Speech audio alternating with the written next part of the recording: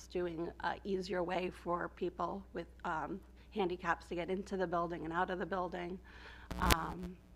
So I just wanted to throw it out there to everybody, and any detailed questions can certainly go right over there to Mr. Sure. Polito. Sure. Yeah.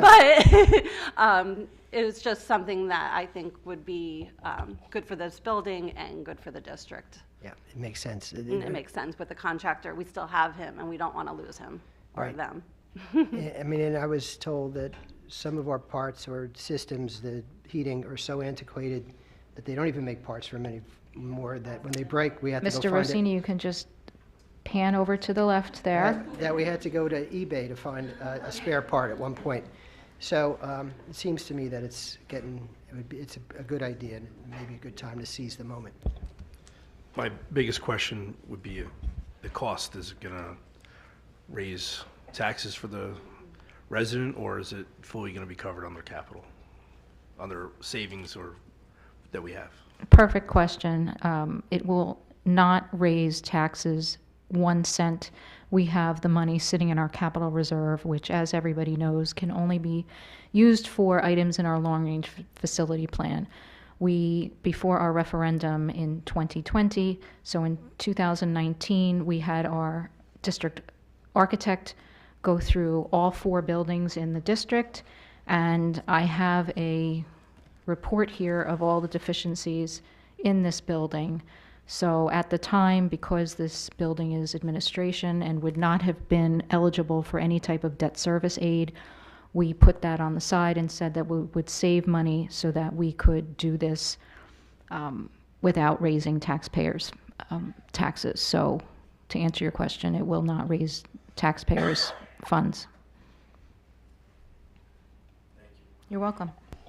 Are there any other issues throughout the district that need to be taken care of with these funds, or is this kind of priority?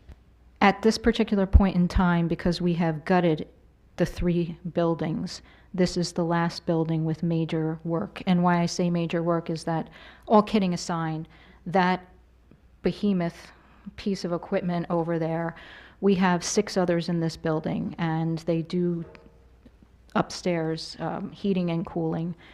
And it is the truth that we have had to go to eBay to try to find parts, and it's not efficient. This entire building is electric, so everybody knows how expensive it is to run items on electricity. We are in need of masonry repairs in this building.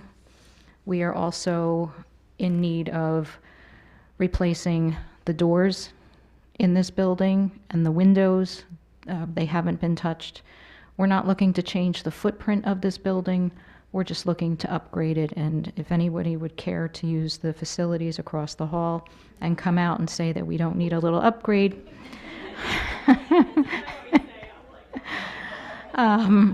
So I hope that answers your question. We looked to get the educational spaces updated and renovated first, and we waited, and now the timing is such that, to Mrs. Berkowitz's point, since our team is still intact, we have our architects, we have our construction manager, and now's the time to complete this last project. Thank you. Any other comments?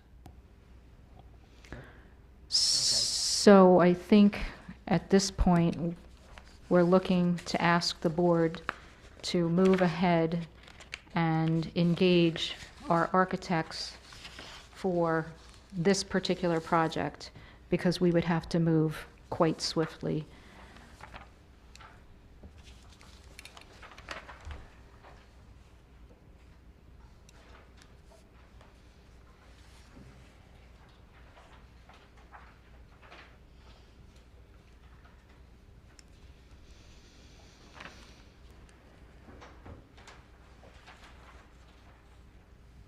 And again, the cost of the architect would be able to be capital reserve money. Is there somewhere where we can let the public know what we have in our capital reserves? It's reported every month on the treasurer's report and the board secretary's report. Perfect. Yep.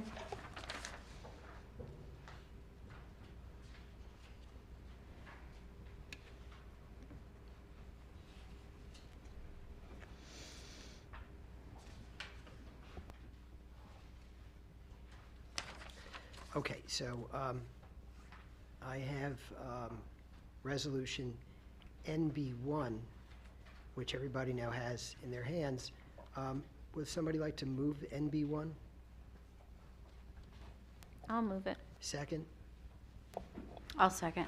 And any discussion, questions about NB1?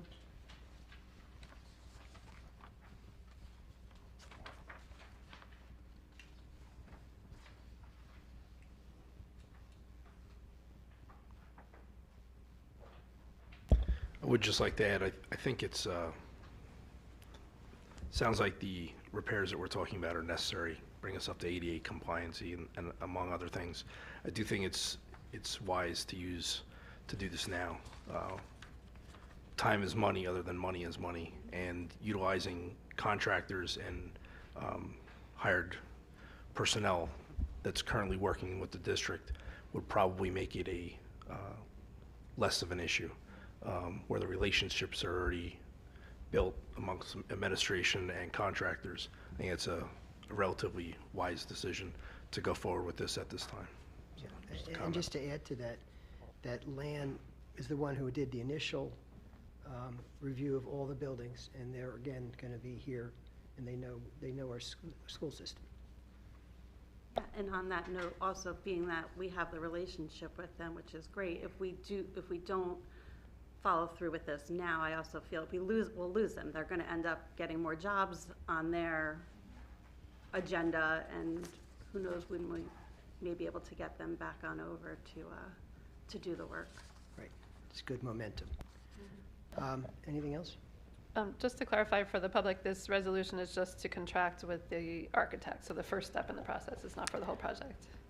Or, That's correct. This is to have engage the architect with preparing the detailed drawings so that we can go out to bid and also define the scope of the project. And then we would seek to go out to bid probably the end of January, the beginning of February.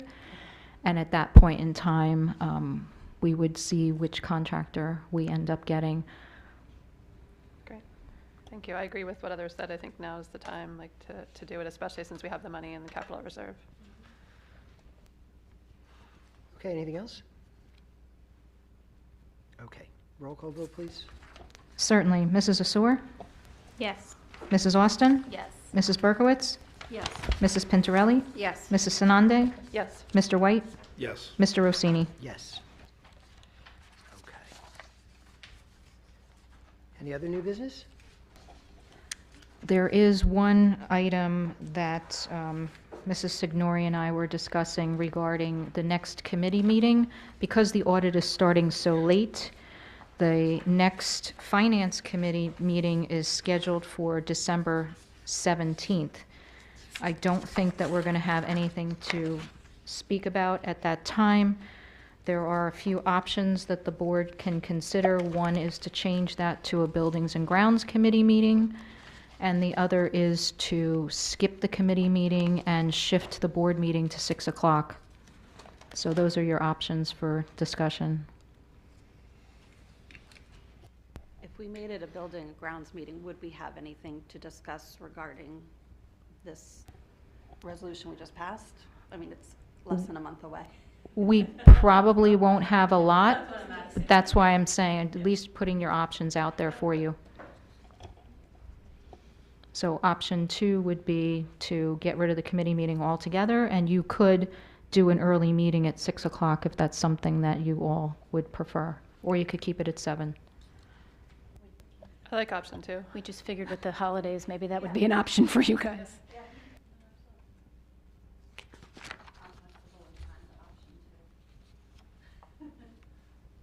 It's whatever works for the Finance Committee is fine with me. Option 2, I would. And keeping it, I would think keeping it at 7, just because that's the time we usually have it, but I'm not adverse to moving it to 6 either. It's the board's pleasure. Yeah, it's up to you. I say keep it at 7. Our public knows that it's at 7. It's just what we always do. That's mine. So we will cancel the Finance Committee meeting on the 17th for December. Okay. Thank you. Okay. Anything else? Nope. Yes? Motion to adjourn. Well, I'll second. I'm gonna hold that in abeyance just for a second. Do we have to go into closed session for any reason? Do we have a motion to adjourn? Motion to adjourn. Second, please? I'll second. All right, thank you. Does anybody object to adjourning? No, okay. We're adjourned.